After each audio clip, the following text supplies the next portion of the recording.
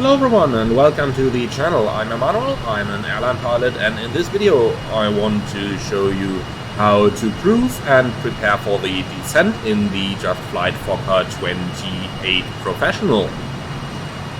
So, we have just reached our cruising level of flight level 230. We've established at a speed of 290 knots. There is no auto throttle in this, so we've got to keep an eye on our airspeed, but generally the airplane is rather stable. So if you set your speed target to your cruising speed, then you can easily use the speed index on the ADI in order to control your speed. Now, right now we can see the speed is slightly increasing, and in order to correct that we really just pull the thrust off very slightly, as you've just seen down there. So that's about the amount of movement you need in order to control your speed nicely without getting any runaways. Next up, let's talk a little bit general stuff about our navigation in flight. So we are operating the FOKKER 28 on a VOR to VOR basis, as we would have done back in 1968 when the plane first flew. And here's a little bit of basics about how to navigate. Well, you all know how to tune a VOR, do you? You also all turned on your DMEs, did you? Perfect, then our airplane at least got the required basics. Now, let's quickly understand the indications we get. And you will say, well, you've got the 2 indicator, you've got the radial, and you got your distance to the station, do you? Well, it might work like that close to the ground, but up at higher altitude you also get some effects that you need to take into account. And that is the so-called slant range. Slant range basically is the difference between the horizontal distance between our aircraft and the VOR that we're tracking towards and the vertical distance. The way DME works, it always shows you the direct distance from your airplane to the VOR and the DME. However, that is the vertical distance. So if this is your VOR, this is your airplane position, then this is your DME. While over the ground, this would be your distance. So for that reason, the closer you get, the greater is the difference between the DME indication shown and the actual distance from your station. Now, up at higher flight level, this starts to become relevant when calculating which turns to make. Now, we are currently cruising at 23,000, and 1 nautical mile equals approximately 6,000 feet. For that reason, if we do some easy mathematics, we can see that the next higher number dividable by 6,000 is going to be 24,000. 24 divided by 6 is 4. In other words, when your DME indicates just below 4, you're exactly above the station. So take that into consideration when you plan your en route navigation. Now we are 10 miles ahead of the station. In reality, probably some 7 miles, so a little bit less than 1 minute from the station that we want to overfly. Let's have a look into the operational flight plan now. This tells us we need to leave Frankfurt VOR on a track of 155. So, anticipating the turn, we're going to select our heading butt to a track of 155. Take into account that we currently have a wind correction angle of approximately 5 degrees. So we know that we need to turn to 155, so let's take into consideration the wind correction and set the heading butt towards 160. When you are going to overfly the station, you switch to heading select just prior to the station, as we need to take the turning radius of the plane into account. We said earlier, 4 miles is when we are about over the station, so we are just in front of that. Let's go to heading select. And then we pre-select the new course, which is going to be 155. Like so. Now we overfly the station, and when the from to flag shifts around, then we are basically right over it. Okay, 3.8 miles, we enter the cone of silence, which is the area where we can no longer receive the DME. And when we have passed the cone of silence, like so, then we now get our from indication and we are heading outbound from the VOR. I'm keeping the plane in heading select right now, and you can see that we are slowly intercepting the radial.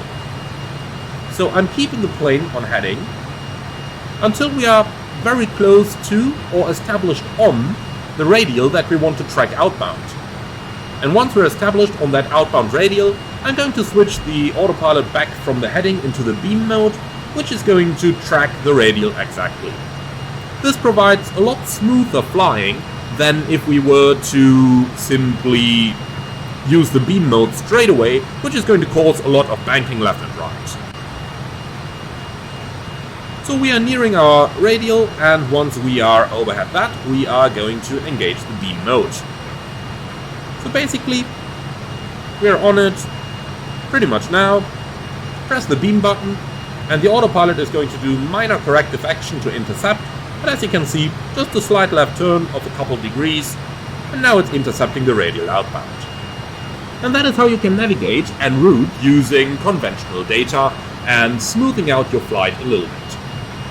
Next up, we need to calculate our descent, and this is going to be a bit more interesting, so listen carefully.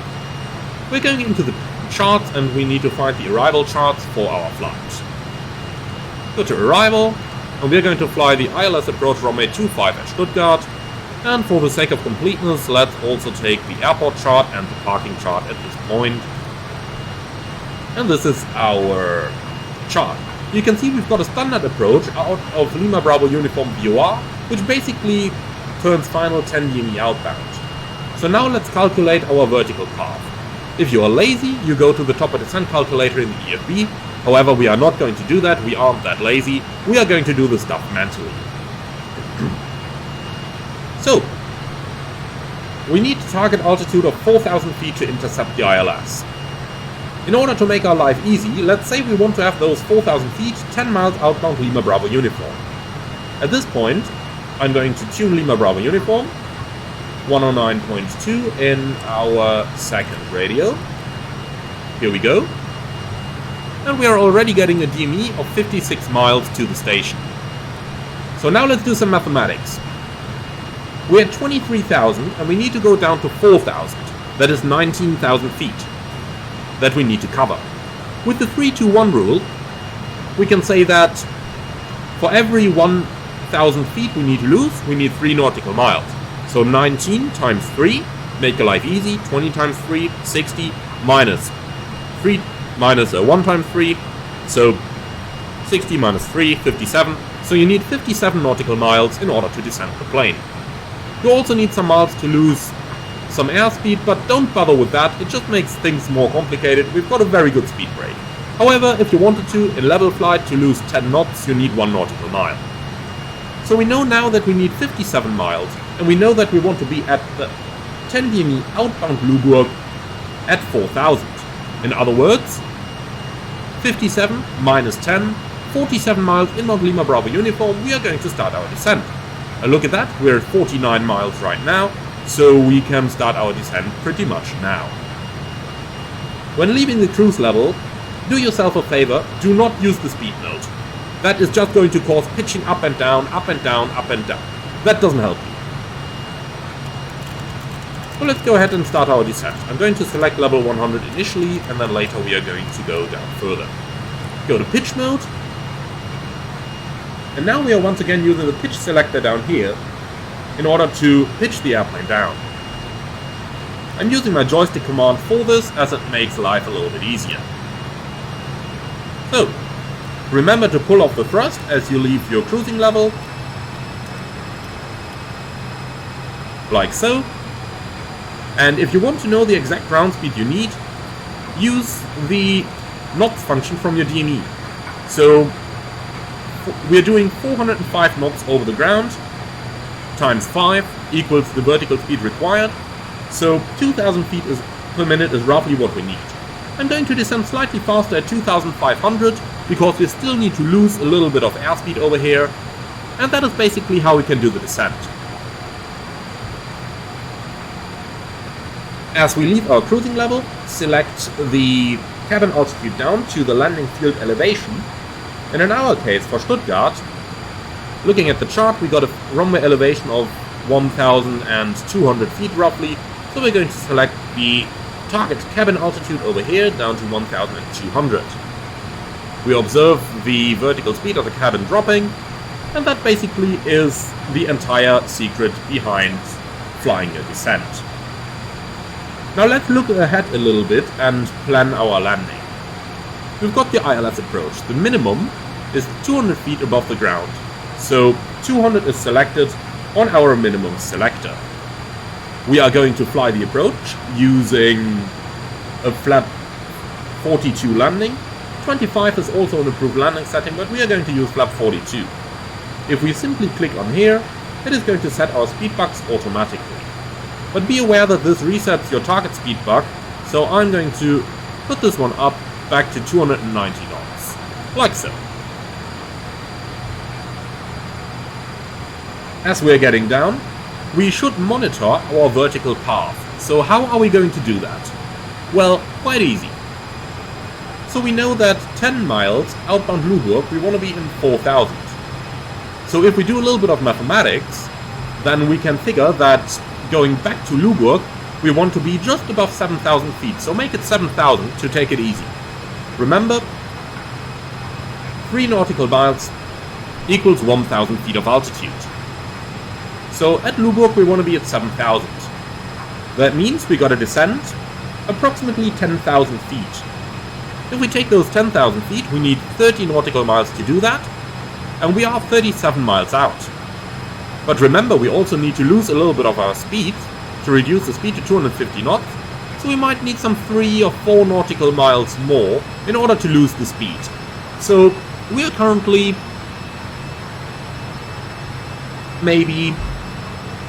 we need about 34 nautical miles. We have 37, so we're about 3 nautical miles further out than we need to be, meaning you're about 1,000 feet below the profile. And now, here comes the point where I'm sure that there will be some comments below the video. Because look at that. Did anybody of you notice I made the entire estimation based on the ground speed indication and not on the nautical miles? It's actually 23 miles from the station. So let's do some mathematics again. We are at 15,000. We need to go to 7,000 over the station. Means we need to lose 8 miles. And 8 miles to lose is 8 times 3, 24. So we're actually a little bit close right now. So how about we increase our rate of descent and reduce our thrust a bit further. At some point, you will hear the landing gear warning come up, but you can simply cancel this using the horn silencer button. Passing 15,000, we're going to turn on the cabin signs in preparation for landing. So let's do a little bit of a setup. Right now, look at the autopilot modes. We're still tracking outbound Frankfurt VOR, but we should actually track inbound to Luburg. So match the heading bug, switch to heading, and now we're going to switch over to Luburg VOR, align the radial like so, then we go back to B. And now we switched from tracking outbound Frankfurt VOR to tracking inbound Luburg VOR. Let's go all the way to idle thrust. Increase our rate of descent a little bit. But once again notice that I'm not using the EAS mode for this. I'm using pitch mode for the entire descent, as it really makes things smoother for our passengers.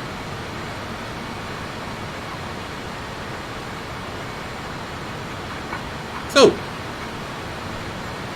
let's go ahead and prepare our outbound leg from Luburg VOR. We can see over here that's going to be a 139 track. So let's pre-select 139 on our left course selector. Like so. And then select 109.2. And with that, our outbound is prepared. So we're approaching 10,000 feet now, and you can see the airplane levels off, because that is what I've set on my altitude selector. Now, I'm going to wait until the speed has reduced towards 250 knots.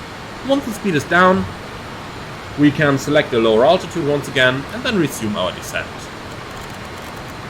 So let's go down all the way to 4,000. Like so. Reaching 250 knots, Go back into pitch mode and select the pitch down once again. Again, at this point I would not recommend to use EOS mode because it is just going to make the entire thing a little bit more wobbly. But you can, of course, use it if you really want to. Alright, and that's as easy as it gets.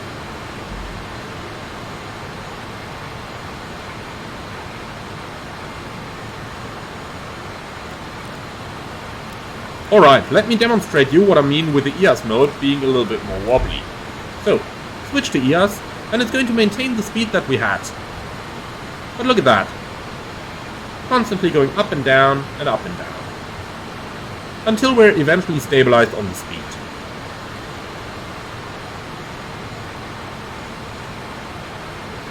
Okay, now that we're stabilized, EOS is doing a fine job maintaining about 255, that's fine for us.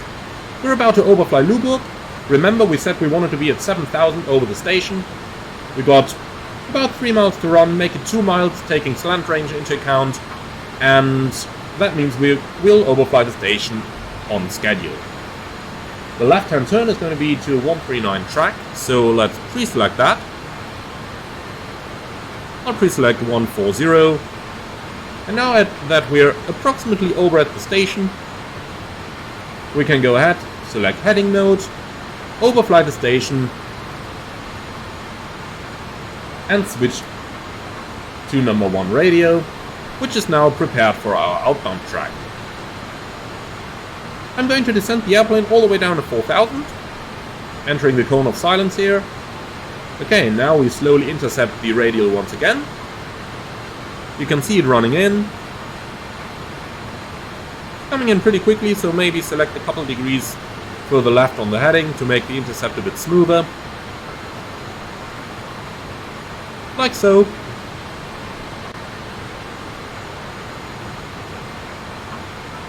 Okay, now we're on the approach. We are passing the transition level, set altimeter 1014, passing 5,300 now. Okay, more or less on the radial.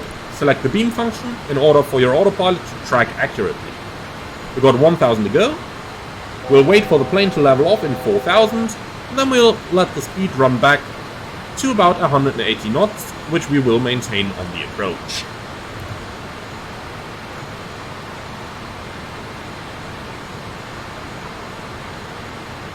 Here we go, leveling off, and we'll see the speed coming back. So, 10.1 mile outbound Luburg, we're going to make the right-hand turn onto the ILS. Currently flying on radio number 1, so let's pre-select the ILS on radio 2. That's a frequency of 109.9. 2500. Checked. So 109.9 is pre-selected, and we can set the course of 252.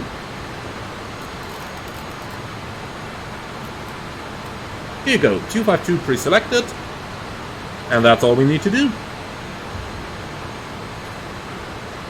So, in the approach, select the TTC mode back to takeoff. Landing lights can come on. I'm going to switch the taxi light on at this point as well.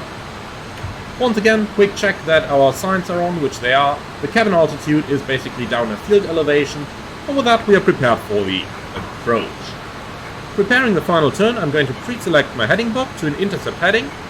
250 the course, so 220 is a good intercept. Reaching our final turn, 10.1 miles. Here we are. Heading mode. 2500. Over to nav 2. And that's our localizer pre-selected. You can see the speed is coming back nicely to 180 knots. And now let's go ahead and also select our radio number 1 to the ILS. And with that done, we can press the approach button so that both radios receive their signals. Okay, we reached 180 knots, we're going to maintain that, and we'll use the beam and the glide functions in order to intercept our ILS. The localizer is coming, you can see we got the localizer capture, and now the autopilot is going to intercept that. At the same point, we're going to select the flight director to the glide slope mode, so that we get glide slope guidance later on the ILS. Establishing on the localizer, select the runway track on the heading book.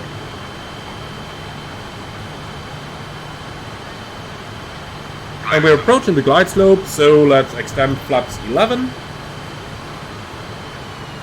Pull the thrust off as we start our final descent. And we can once again click on the landing flap setting in order to set our speed buck down to our approach speed. So we've got glide slope capture, we can see that on the FMA here as well. That means we can set our missed approach altitude of 5,000. And now we are nicely established on the ILS. Let's quickly talk about the landing technique. We are going to perform the landing using either flaps 25 or flaps full. Our first officer wants the gear down. Okay, let's give him that. Gear down, flap 25. So we're going to perform the approach with the speed at our speed buck, which is basically VREF plus 10. And when overflying the runway, we are going to extend the flaps all the way for our landing. So, flaps 40 selected, maintain the speed on the buck, make sure the autopilot follows the ILS, which it does. Then let's quickly talk about our landing technique. You have an option for automated call-outs on the approach, so use that as you need it. But here comes the interesting thing. I'm going to disconnect now and continue for a manual landing. And now things get interesting. Basically, as soon as the airplane passes 100 feet above the landing runway, we need to select our speed brakes out. Yes, you heard that right, we actually need the speed brakes out. And the reason for that is that the airplane is so aerodynamical that we otherwise would not lose the speed and not be able to touch the plane down in our touchdown zone.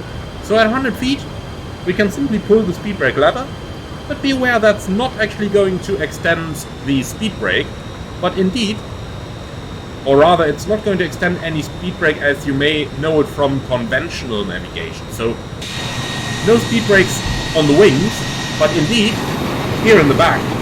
That is going to increase our drag dramatically, which is going to then make us able to land the plane nicely on the aiming point. Easy, isn't it? Well, sort of.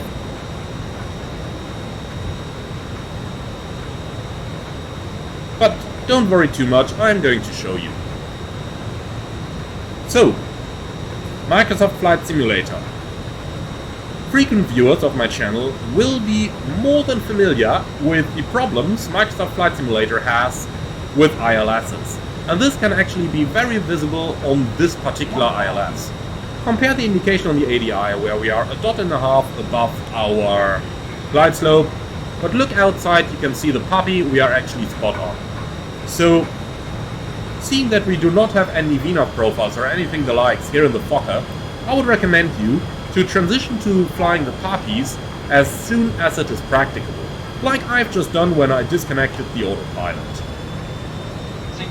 You can see now I'm back on the glide slope and I'm on 3 reds on the puppies and even 4 reds. But we don't want that, so let's fly ourselves back onto the puppy. Make sure that we get the approach nice and stabilized, like so.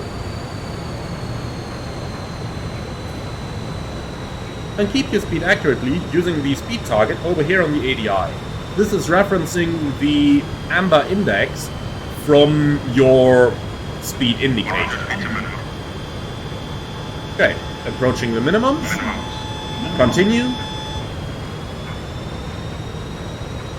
So we're at 100 feet, get the speed brakes out. Speed is coming back. Pull the thrust slowly off. And we are down. Okay. And the plane decelerates very nicely, even without any of the deceleration devices, so we don't even need any brakes, as you can see. However, if you did need the brakes, you could obviously use them. And this is what the speed brake looks like from the outside.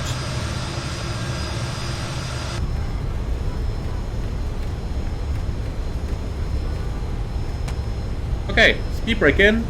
Let's vacate the runway when we're at a decent speed.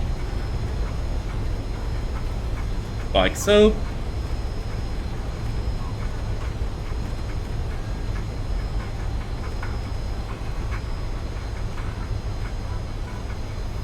And vacate the runway.